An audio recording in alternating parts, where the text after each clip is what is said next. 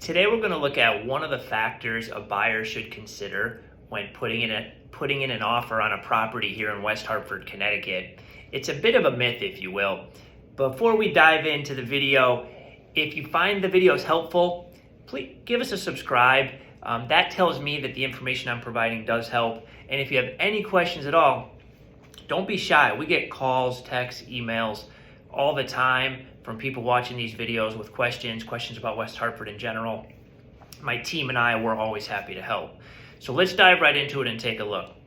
One of the biggest myths when you're preparing an offer to put into a seller is that you should keep your pre-approval letter equal to your offer amount.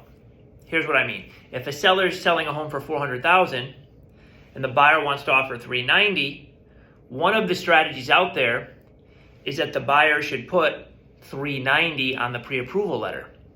So the seller thinks they're only approved for $390,000 and would hopefully take their offer. I say this is a myth, and it's actually a bad strategy to use if you're a buyer. I've worked with a lot of sellers over the years, and the opposite is true from my experience.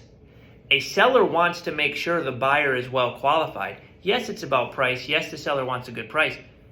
But almost as equally as important to most sellers, they want to make sure the buyer they're going under contract with can really afford the home. And there's not going to be late minute financing falling through and the seller wasting 2 months off market with a buyer that couldn't buy the home. So by showing your full pre-approval amount on that letter, that gives the seller confidence. The price of the home is going to be negotiated based on the market. That has nothing to do with what the buyer's qualified for or not. So the more you can show as your qualifications, that's actually an asset. That gives you more negotiating power as a buyer. Sellers want to work with well-qualified buyers. So stop playing with that pre-approval. You're only hurting yourself. Keep that in mind next time you're putting an offer together.